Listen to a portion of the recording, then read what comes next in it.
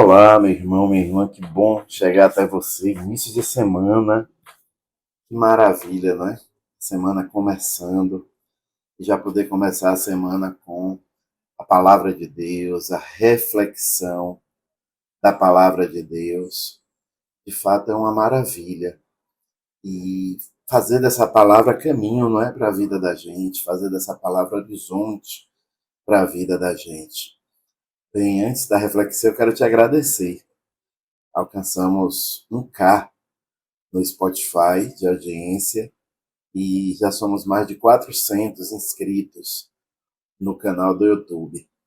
Quero te pedir que você continue divulgando, não é? Porque é um jeito de evangelizar, acima de tudo isso, é um jeito de evangelizar, é um jeito de levar adiante a palavra de Deus, levar para aquele seu amigo, para aquele seu familiar, para aquela colega de trabalho, leve isso adiante, né? E é uma alegria para Deus que a gente possa usar esse instrumento tão prático, tão efetivo para espalhar o bem, o bom, o belo, que é o próprio Deus. Vamos pedir então ao Espírito Santo que nos ajude, não é? Nessa reflexão, nesse momento de oração, que o Espírito Santo nos inspire, que ele faça a comunicação entre a palavra de Deus, o nosso coração, a nossa razão e a nossa vida. São essas três pontes necessárias, esse alinhamento. O Espírito Santo deve alinhavar o nosso coração, a nossa razão e a nossa vida, para que a palavra de Deus entre, se aprofunde e se torne concreta na vida da gente. Estou aqui falando e lembrando de São Francisco, né? Quando ele diz que talvez a nossa vida seja o único evangelho que muita gente vai ler. A vida se torna esse evangelho quando a palavra entra pela razão, toca o coração e chega até a vida. De fato, então, quem faz isso? Não é uma vontade nossa, não é uma capacidade nossa. É até uma vontade, mas não é uma capacidade. Só a gente se abrindo à ação da graça, à ação do Espírito Santo. Em nome do Pai, do Filho e do Espírito Santo. Amém. Proclamação do Evangelho de Jesus Cristo, segundo Mateus. Glória a vós, Senhor. Está no capítulo 19, versículos de 16 a 22. Naquele tempo, alguém aproximou-se de Jesus e disse: Mestre, o que devo fazer de bom para possuir a vida eterna? Jesus respondeu: Por que tu me perguntas sobre o que é bom? Um só é o bom. Se tu queres entrar na vida, observa os mandamentos. O homem perguntou: Quais mandamentos? Jesus respondeu: Não matarás, não cometerás adultério, não roubarás, não levantarás falso testemunho, honra teu pai e tua mãe, e ama o teu próximo como a ti mesmo. O jovem disse a Jesus: Tenho observado todas essas coisas.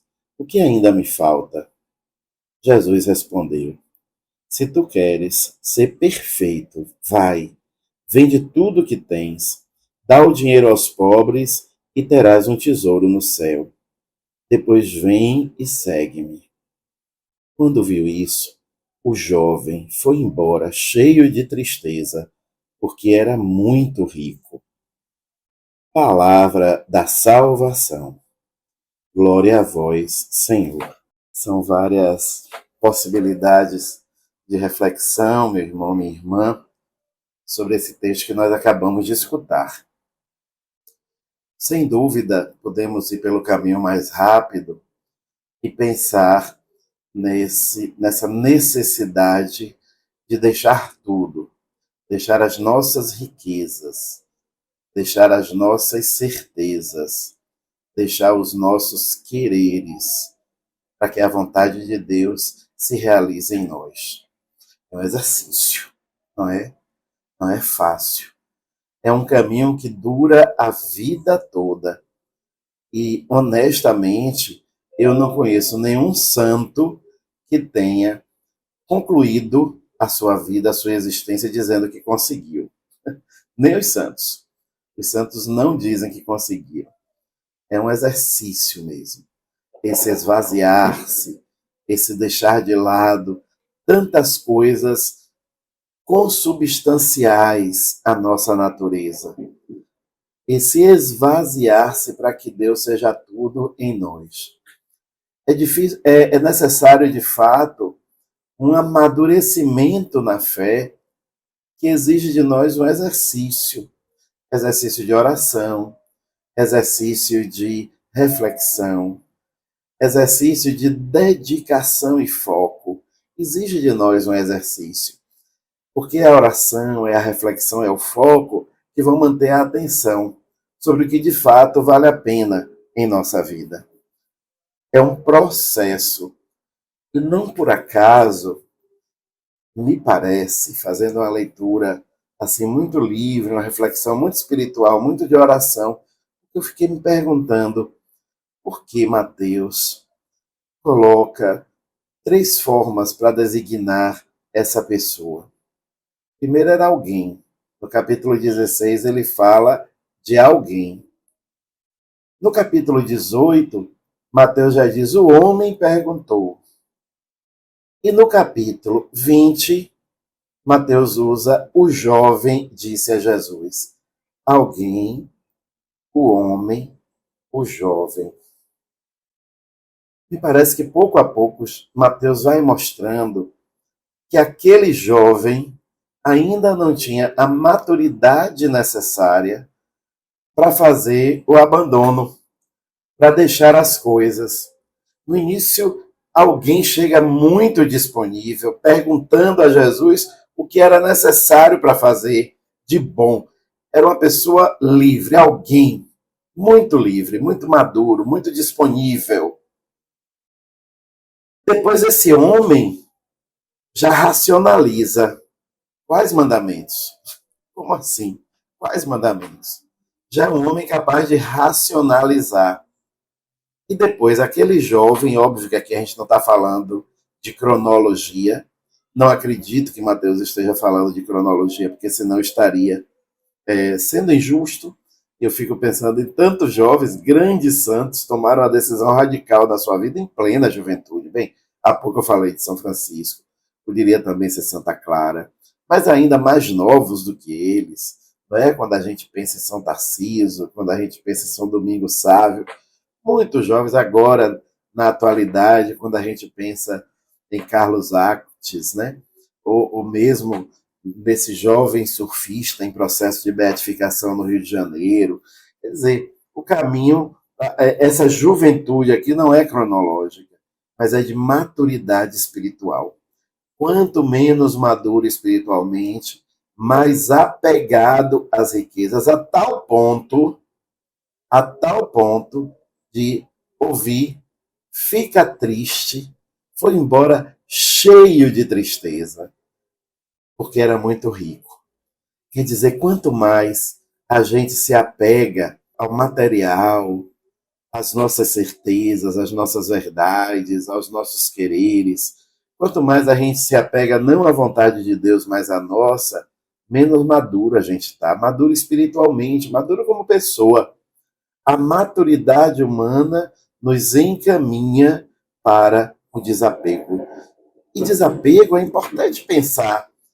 Desapego significa ser mais livre. Portanto, quando a maturidade espiritual nos leva a um maior desapego, nós estamos aqui falando, nos leva a uma maior liberdade, porque foi para sermos livres que Cristo nos libertou.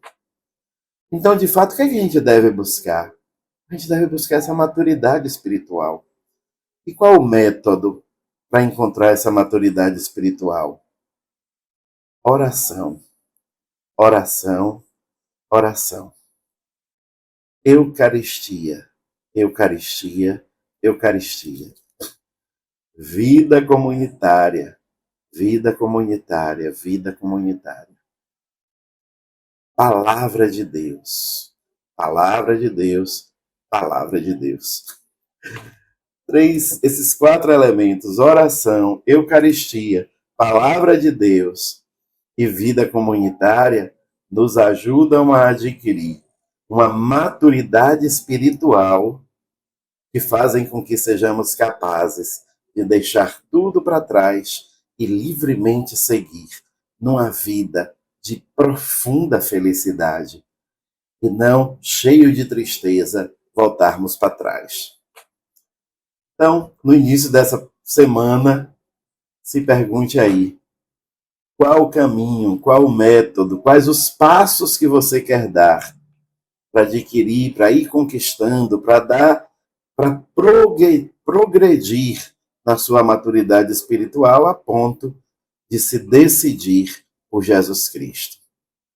Eu só posso pedir, diante desse grande desafio, mas que é desafio de felicidade, eu só posso pedir que Deus nos ajude, que assim seja, livres para seguir Jesus Cristo.